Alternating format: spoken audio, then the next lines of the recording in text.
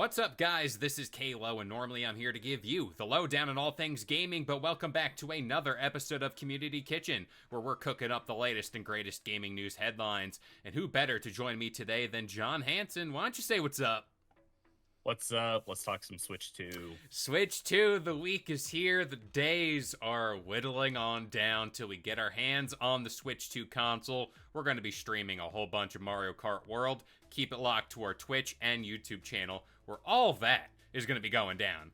But today, I wanted to talk about just stuff that surrounds the Switch 2 in general, our personal plans on how we're going to pick up this console, expectations, all that stuff. This is the final send-off video for the Switch 2 here at Game Sandwich. So I want to start first with the newsy part of this video, and let's just talk about pre-order cancellations. And there was a tweet making the rounds that got people talking about how there might be general confusion around the Switch 2 box and the Switch 1 box, and that got a lot of people heated. I want to get your thoughts on all this. So the confusion about the Switch 2 box I could totally buy, because the Switch 1 box is red, and I mean, just it obviously gamers like us that live and breathe this shit, like, we know the difference. Yeah. We know to look out for the two and everything.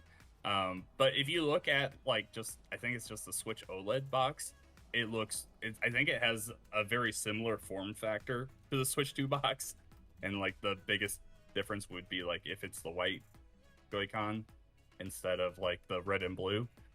So yeah, I could understand why people that don't really pay attention to this stuff could get confused, especially if they're looking online and they see Nintendo Switch version 2 console and it's showing the box like that. I can totally understand why someone would be a little put off by that. It really reminds me of like the Xbox One X and then the Xbox Series X. Yep. Like around that time. Like, at least in this situation, I know, like, hey, I'm glad Nintendo just went with Switch 2. And if someone ends up buying the wrong console, I would imagine that a retailer would be forgiving in that moment and refund them and then get them the new console. I would hope that would be the case. But yeah, I can understand why people are a little put off by that. I totally agree, and this is the thing that people online aren't doing and removing themselves from the situation and their knowledge of it, where it's like, oh, like you said, we live and breathe this. If you're watching this video, you're the same. You're in it. You're in the boat with us. But there are also the older generation of people that still call Nintendo consoles Game Boys or like just the next Nintendo console. And then whenever you go in day one on the Switch 2 release day, there's not going to be a Switch 2 box unless you're like insanely lucky on the shelf.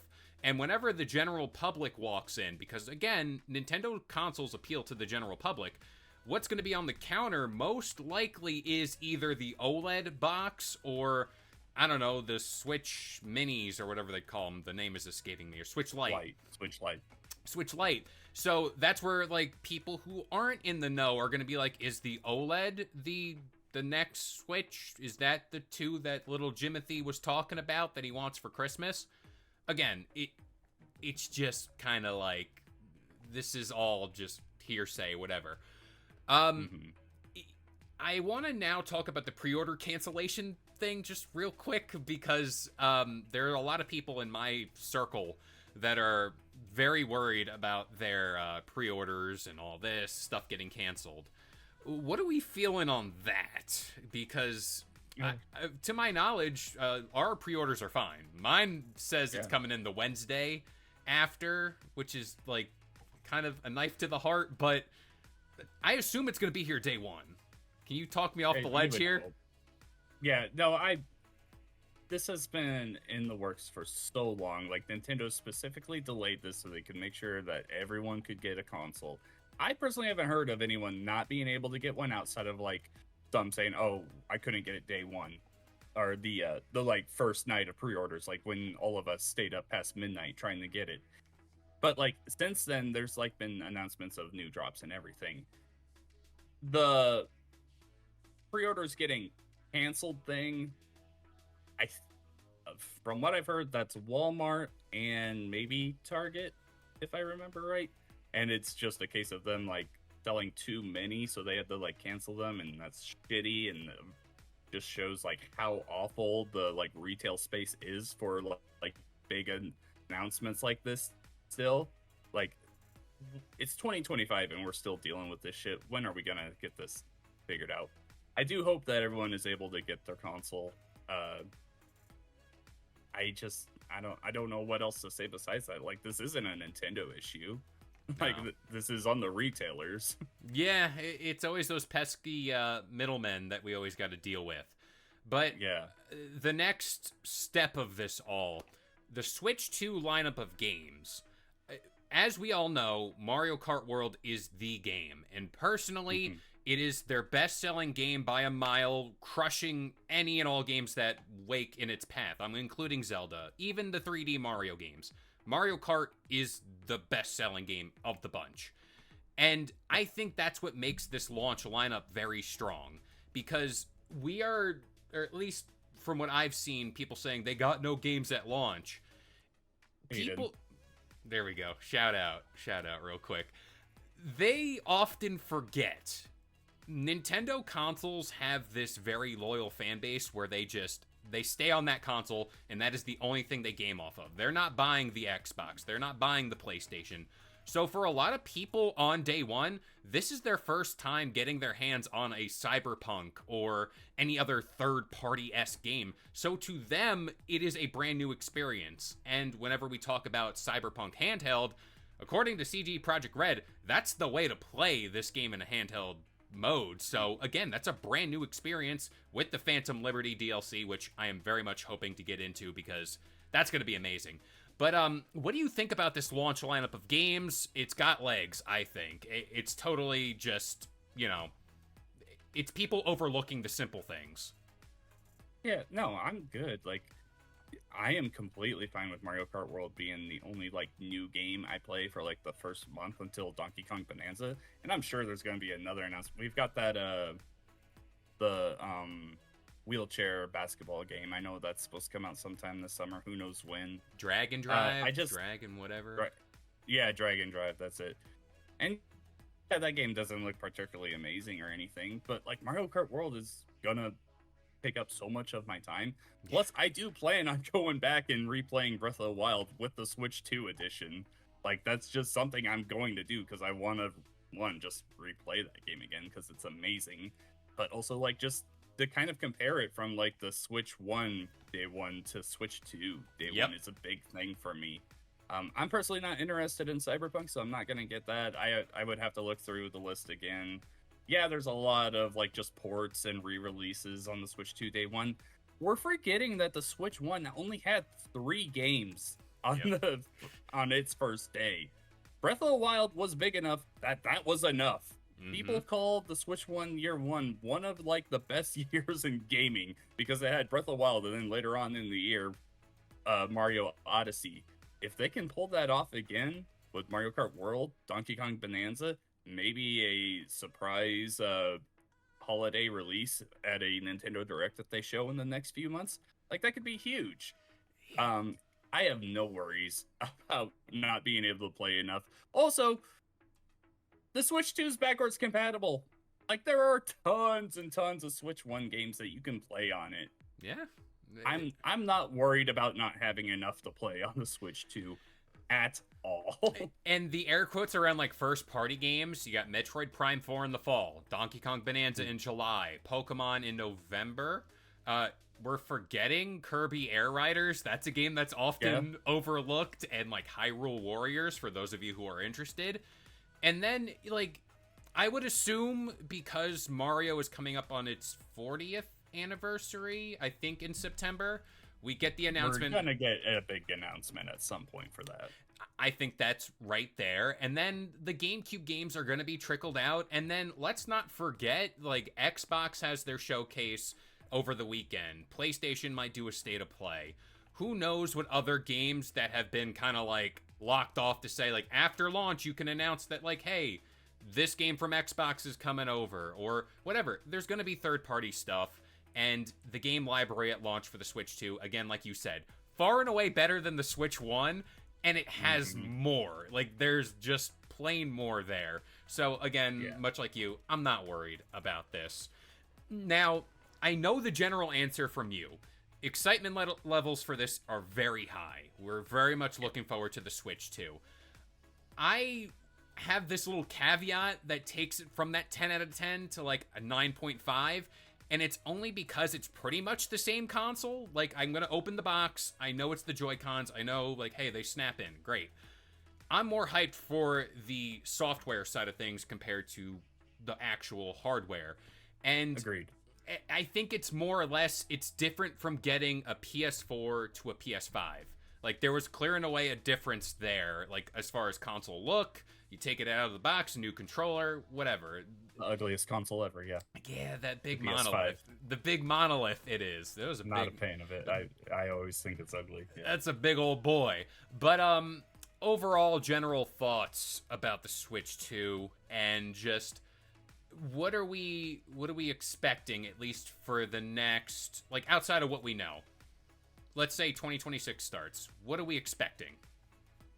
Well, we already know a lot. I mean, you already went off all the games that are set to come this year, but next year we also know about the Tamagotchi Life game, and then crap, I'm blanking on the name, Rhythm Heaven. And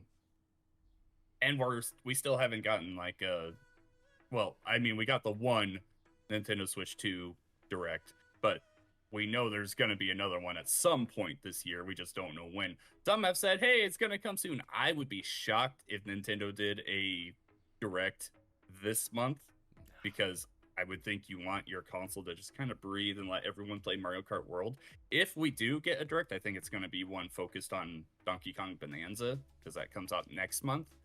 But outside of that, I mean, I think we're going to get a pretty big Direct September, maybe August. Yeah. Pokemon September Presents is in usually, July. Yeah, I mean, we've got that. That will go over Legends EA more, and maybe we get a tease of Generation 10. 12? Is that what we're on? 11? Gen 10. Not 10. Yeah. No, last was 10, right? No, that was 9. But man, it is too It's much really to weird. keep up. It's very It's weird. too much to keep up with. Regardless, yeah, the biggest thing with me, I think, is the game key card situation. My Oh, entire boy. library is digital, so it doesn't affect me.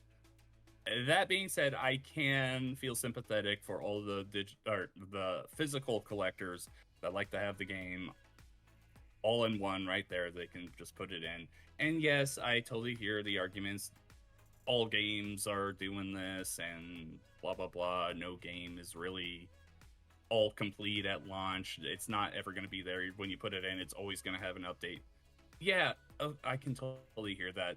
But I can sympathize with the people that do long for the days where they could just take a game, put it in, not have to download it, anything. I get it. I will say I do like the game keycard situation better than what they did on the Switch 1, where there was not a ton of games, but there was a growing amount of games that they would put out a physical copy, and all it was a code in the box, like not even a cartridge. So if I were a physical collector, I would really prefer this way. That being said, some of these publishers are being very cheap, and like, I think something like Street Fighter, like, that shouldn't be a game keycard game. That should be everything is out there on the cartridge itself. So yeah, it's a tough situation either way, I think. Yeah, and Nintendo's messaging behind all that, again, it's just, the chat was like explaining what they thought was the actual situation versus what Nintendo was describing it as. It's just overcomplication there. And Nintendo fans normally like to get the physical stuff, like that's their bread and butter. And yeah, like, I feel like this is a thing where we're gonna look back in like 1 or 2 years and be like, oh man, I can't believe we lived through that. And Nintendo kind of fixed up the ship. Maybe they get the card situation right where they can load the bigger games on, make different cards. I don't know. It's gonna be very interesting to see, but I can't wait. Like the new console hype is in the air, and then just Mario Kart. Like we're finally past Mario Kart 8 Deluxe. It's finally here. So much Mario Kart World. Like I'm gonna be streaming it. I'm gonna be playing it on my own. We're gonna do group streams. Like I am so excited to play this game. Yeah, the GameCube games 2 at launch. I mean, come on. Yeah, we're living. Soul Calibur 2. I am so pumped for. Yeah. I am so excited to go into that. And I might skip out on Wind Waker for now. One, because I have a GameCube and the game, so Yeah. I could literally play that whenever. I'm kind of hoping that we do end up getting that Wind Waker HD Switch 2 port. I'm holding out hope that it will happen. Hey, you know, maybe something happens, but again, like day one, plenty of stuff to do. I literally blocked off time. I was like, no one talk to me. It's Switch 2 day. I'm gonna be at Nintendo NYC for this launch, so that's gonna be a fun time. I can't wait to see what happens down there. Say hi to Kevin if you're out there. Yeah, I'm gonna be there. Say what's up. It's gonna be a good time, and I don't have to fight and claw for a Switch 2. It's gonna be right there, but I gotta be cognizant. I gotta be aware of what's going on. I will be at an equally big event at a GameStop in Iowa. Hey, midnight launch though. Midnight launches Yeah, are midnight back. launch. They're back, and I can't be any more happy about They're it. not back. Oh. They're showing their head in the door for a moment and then they're leaving again. You know, they pop in. It's fine. It's fine. But yeah, can't wait for the Switch 2. It's that new console feeling. We're back. We're fully back in the swing of things. We got the Xbox Showcase on Sunday, Summer Games Fest Friday, Switch 2 Thursday. I mean, talk about a week in gaming. It's gonna be stressful, but it's gonna be fun. It's gonna be fun stuff. Absolutely. But This is what we live for. no, literally, this is what we exist for. But that about does it here for this episode of Community Kitchen. I've been Kalo, joined by John Hanson. If you're new here, feel free to subscribe for to this channel for more gaming content just like this. And if you want to talk more about the Switch 2 or anything else in gaming, join our Discord. Links is in the video description down below. And we'll see you guys next time. If you enjoyed today's video and want more content just like this, consider subscribing to Game Sandwich for all your news, rumors, and reviews. And we'll see you guys next time.